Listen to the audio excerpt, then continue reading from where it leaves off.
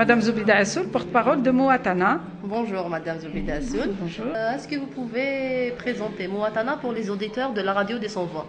Mouatana est un espace citoyen qui est ouvert à tous les citoyens algériens pour qu'ils puissent exercer enfin leur citoyenneté.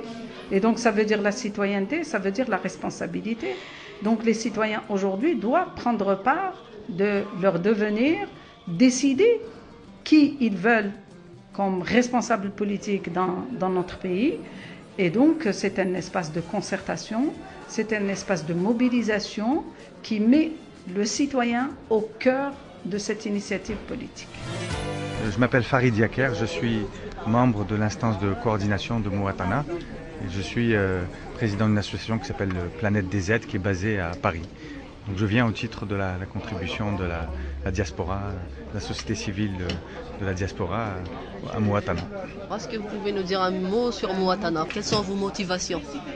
Principalement la charte des valeurs.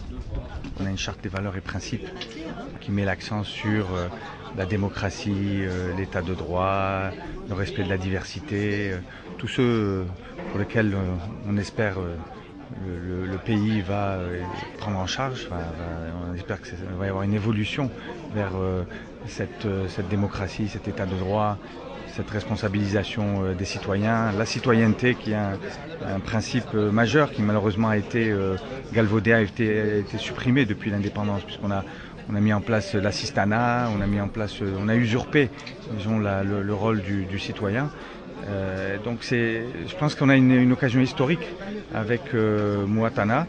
Et c'est pour ça qu'on a rejoint ce mouvement-là. On pense que c'est un mouvement qui a beaucoup d'avenir parce qu'il est basé il est bâti sur un socle solide avec une absence de personnalisation du pouvoir, avec le rassemblement le plus large possible, avec une vision prospective, avec l'inclusion de la jeunesse comme une préoccupation majeure.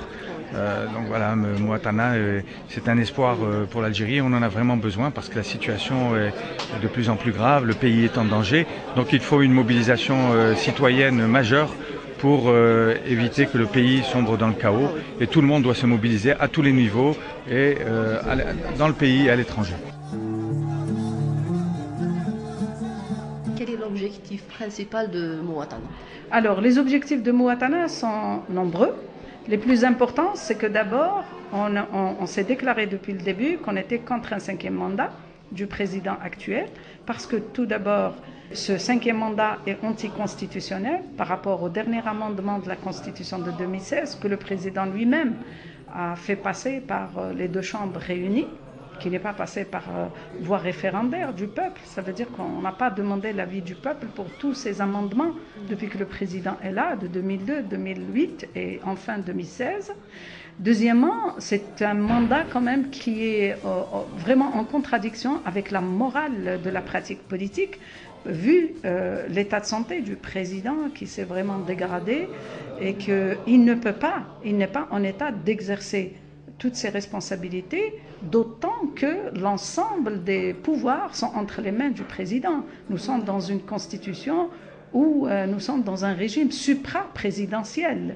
Donc c'est ce qui fait que l'Algérie aujourd'hui, on sent qu'il y a vraiment une impasse, qu'il n'y a plus les institutions, on ne les voit plus, il y a un tel cafouillage, il y a plus d'arbitrage. Madame Zoubida Assoul, en 2014, il y a eu le mouvement... Attendez, il y a un autre mouvement, il y a un autre objectif, oui, c'est pas uniquement contre le 5e mandat, mais aussi de proposer à nos compatriotes, les Algériens, qu'ils soient à l'intérieur ou à l'extérieur du pays, à l'étranger, notamment notre diaspora, qui est très importante, très, très nombreuse, de présenter une alternative politique qui dit et qui propose aux Algériens une autre façon de faire la politique, reconstruire les institutions de l'État, bâtir l'État de droit, la séparation et l'équilibre des pouvoirs et aussi le développement pour les Algériens qu'ils attendent depuis trop longtemps.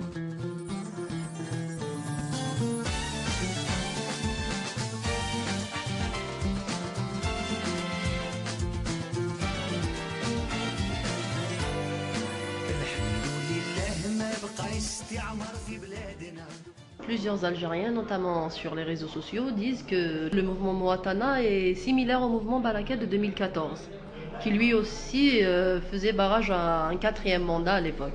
Qu'est-ce que vous en dites? Vous savez, le mouvement Barakat, c'était un mouvement spontané qui visait uniquement, disons, l'arrêt du 4e mandat, la non-mise en œuvre du 4e mandat. Et c'était un mouvement citoyen, il n'y avait pas de parti politique derrière. Là, vous avez deux partis politiques. Vous avez un parti politique qui n'est pas agréé, Nida al-Watan, qui a rejoint. Vous avez, disons, une construction plus large avec l'implication de syndicats, l'implication d'associations. C'est un peu plus orienté vers la mise en place d'un État citoyen, de l'État de droit en Algérie, tandis que Barakat est vraiment focalisé sur le 4e mandat. Là, c'est un mouvement plus large, mais Barakat s'intègre à travers Amina Bouraoui dans ce mouvement. On reprend en compte un peu les revendications de Barakat, mais c'est beaucoup plus large et ça vise vraiment à remettre l'Algérie sur les rails. Écoutez, le mouvement Barakat était effectivement un mouvement citoyen qui s'est organisé spontanément pour dire non au 4e mandat, mais que par la suite, il n'y a pas eu de suite organisationnelle en tant que mouvement.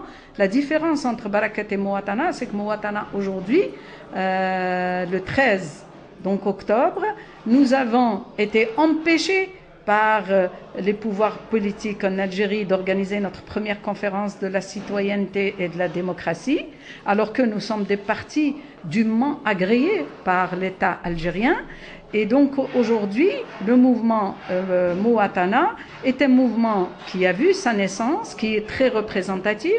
D'abord, il est basé sur deux partis politiques qui sont agréés, l'UCP que je préside et Gilles Jadid que préside M. Sofiane Djilali, et aussi le parti de Nida al-Watan non agréé, mais aussi les représentants de la société civile, les droits de l'homme, des avocats, des journalistes, des intellectuels, des syndicalistes, des gens qui représentent la diversité de la société algérienne. Deuxièmement, bien que les autorités nous ont refusé d'organiser notre conférence, on a tenu quand même notre réunion. Quelles sont les décisions prises après cette réunion?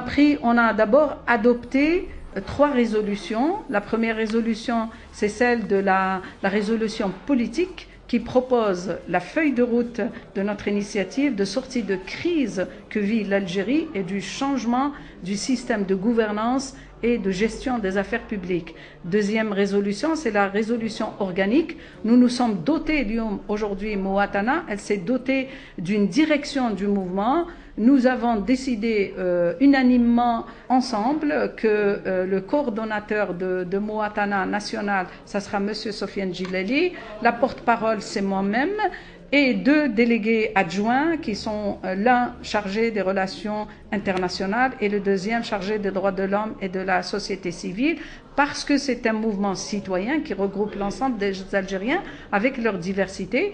La troisième résolution, c'est celle qui a trait à un règlement intérieur du mouvement Moatana et qui va aller vers la structuration de ce mouvement sur le terrain, dans les wilayas, dans les communes, avec notre diaspora qui existe à l'étranger. Exactement, par rapport à la diaspora. Moatana s'est mobilisé en France, au Canada et aussi en Grande-Bretagne. Le mouvement prend de plus en plus de l'ampleur. Êtes-vous confiant par rapport? Oui, ce que je disais, moi je crois qu'il y a un bel avenir pour Moatana, parce que le mouvement est construit sur des bases solides. Je disais d'abord la primauté aux idées, aux principes, avant de mettre en place avant de donner la priorité aux personnes. C'est d'abord les idées qui nous réunissent et notre ambition qui nous réunit. Et la volonté de sauver le pays.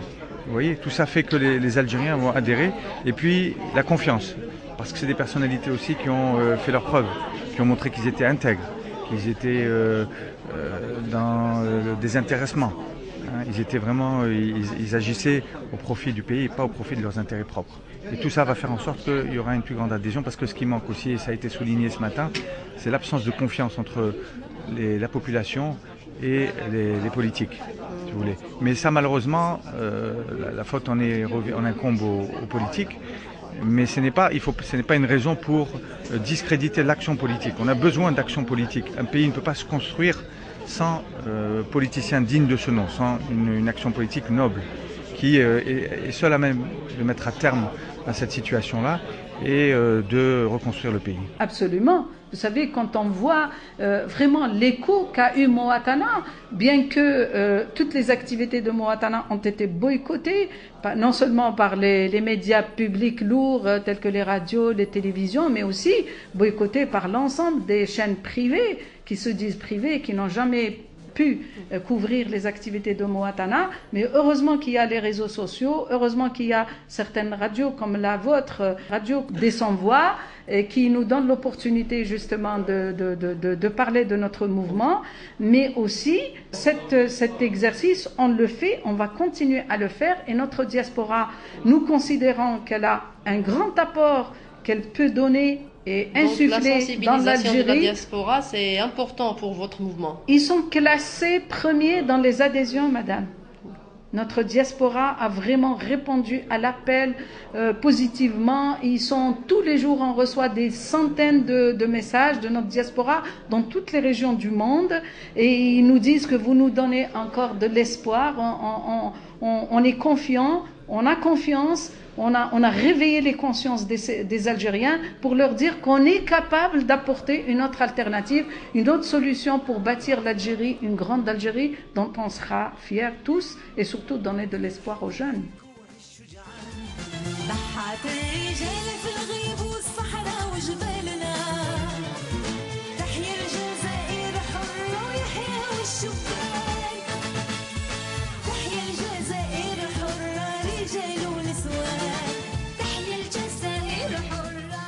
Sensibiliser la communauté algérienne à l'étranger est-il si important pour votre mouvement?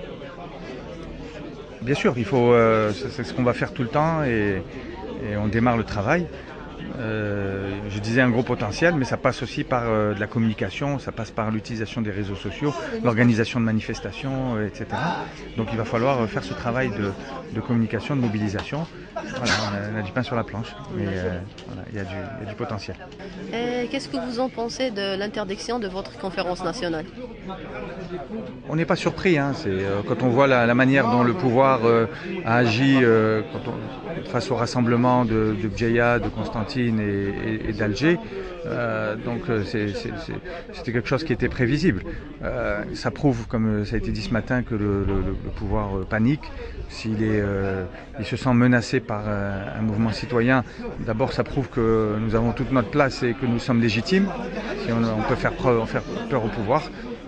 Et ça nous encourage à continuer notre combat et justement pour que tous ces agissements puissent s'arrêter et qu'on vive vraiment dans un pays libre et qui pourra jouir de l'état de droit.